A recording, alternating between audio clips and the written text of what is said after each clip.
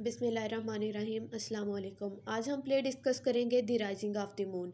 जब भी हम कोई प्ले, नावल, ड्रामा रीड करते हैं तो सबसे पहले हमें उसका राइटर को रीड करना चाहिए, क्योंकि जो भी राइटर होता है वो अपनी एज का रिप्रेजेंटेटिव होता है, वो अपनी एज की अक्कासी करता है। तो the rising of the moon जो प्ले है वो लिखा था लेडी अगस्टा ग्रेगरी में। ग्रेगरी ने लेडी अगस्टा ग्रेगरी 1852 में पैदा हुई थी और 1932 में इनकी डेथ हो गई थी। ये एक आयरिश ड्रामेटिक्स थी, उसके साथ साथ एक थिएटर मैनेजर भी थी। इन्होंने बहुत सारी बुक्स लिखी थी जो कि शॉर्ट स्टोरीज़ के रिलेटेड थे। इनके फेमस प्लेस में सबसे पहले आ जाता है स्प्रेडिंग द न्यूज़, जो इन्होंने 1900 में लिखा था। और सेकंड इनका फेमस प्ले था the rising of the moon, जो इन्होंने 1904 में लिखा था। आज हम इनका फेमस प्ले डिस्कस करेंगे, the rising of the moon, जो इन्होंने 1904 में लिखा था। The rising of the moon play के सिर्फ 4 ही करैक्टर्स हैं: policeman X, policeman B, sergeant और बैलेट सिंगर। पेपर में शॉर्ट क्वेश्चन पूछा जाता है कि जो बैलेट सिंगर था उसका नाम क्या है। तो बैलेट सिंगर ने इस प्ले में अपना नाम इंट्रोड्यूस करवाया हुआ है Jamie Walsh. Policeman X, policeman B और सर्जेंट आपस में डिस्कस कर मतलब इन तीनों पुलिसमैन्स को एक आदमी की तलाश होती है। जब फ्रेंच रेवोल्यूशन स्टार्ट हुई थी तो आयरलैंड के लोगों ने इसके अगेंस्ट काम करना शुरू कर दिया था, और इन पुलिसमैन्स को भी एक ऐसी आदमी की तलाश है जिसने फ्रेंच रेवोल्यूशन के अगेंस्ट काम शुरू किया हुआ है। ये तीनों आपस में डिस्कस कर रहे होते हैं कि जब कोई आदमी उस स्ट्रेंज पर्सन को ढूंढेगा तो उसे 100 पाउंड्स इनाम मिलेगा, और अगर कोई पुलिसमैन उसे ढूंढेगा तो उसे 100 पाउंड्स के इनाम के साथ साथ उसकी प्रमोशन हो जाएगी।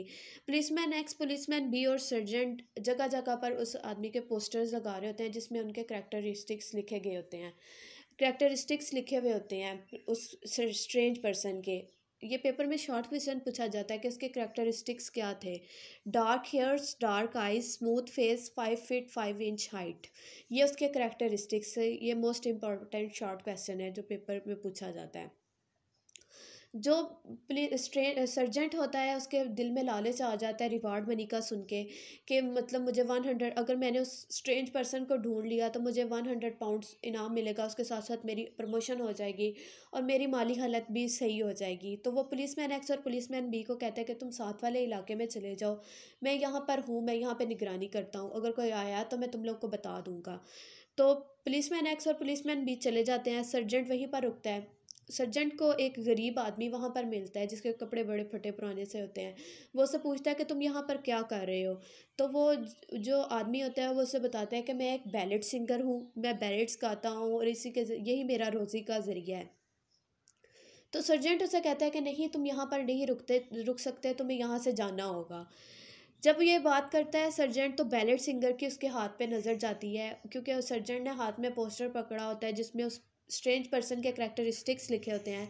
तो बैलेट सिंगर सर्जेंट को कहता है कि जिस आदमी की तुम्हें तलाश है मैं उसे ढूंढने में तुम्हारी मदद कर सकता हूँ, मैंने उसे देखा हुआ है। सर्जेंट के दिल में पहले ही लालच होता है। जब वो ये सुनता है तो वो कहता है ठीक है, तुम यहाँ पर रुक जाओ।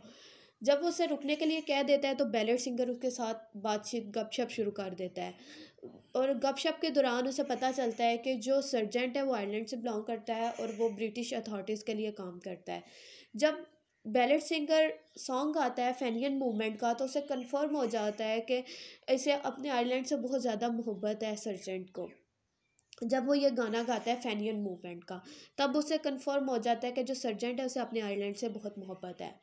बैलेट सिंगर सर्जेंट को कहता है कि तुम जिस आदमी की तलाश में हो वो तो बहुत खतरनाक आदमी है, वो हमेशा अपने पास एक खंजर चाकू रखता है और पिछले ही दिनों उसने एक पुलिसमैन का कत्ल भी किया है। लेकिन सर्जेंट के दिल में लालच होता है, वो कहता है कि नहीं, मैंने उस आदमी को ढूंढना है। जो बैलेट सिंगर होता है कुछ थोड़ी देर बाद एक कश्ती आ रही होती है दरिया के किनारे, और बैलेट सिंगर जब वो देखता है उस कश्ती को तो वो ऊंची ऊंची आवाज़ में बैलेट को गाना शुरू कर देता है।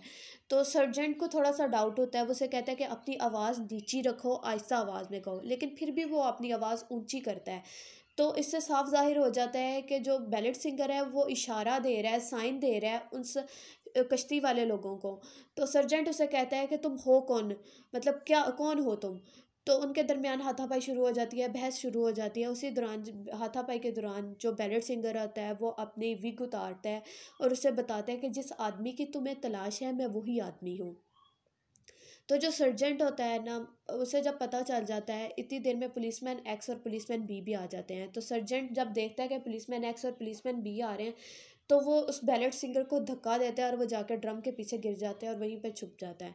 पुलिसमैन एक्स और पुलिसमैन बी सर्जेंट से पूछते हैं कि क्या यहाँ पर कोई आया था? तो सर्जेंट उनसे झूठ बोलता है कि नहीं, यहाँ पर कोई नहीं आया। तो जो इतनी देर में वो जो बैलेट सिंगर होता है वो उस कश्ती में बैठ कर चला जाता है।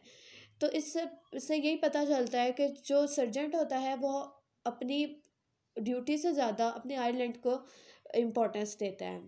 इस पेपर इस प्ले में इसमें प्ले में से जो शॉर्ट क्वेश्चन पूछे जाते हैं पेपर में, वो एक तो ये पूछा जाता है कि बैलेट सिंगर का नाम क्या था।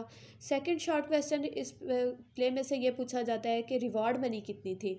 और थर्ड जो इसमें से शॉर्ट क्वेश्चन पूछा जाता है वो करेक्टरिस्टिक्स थे कि वो बैलेट सिंगर जो स्ट्रेंज पर्सन था उसके करेक्टरिस्टिक्स क्या थे। और लॉन्ग क्वेश्चन इस प्ले में से आता है इसके थीम्स के रिलेटेड, के इस the rising of the moon के मून प्ले के थीम्स क्या थे। जज़ाकल्लाह है।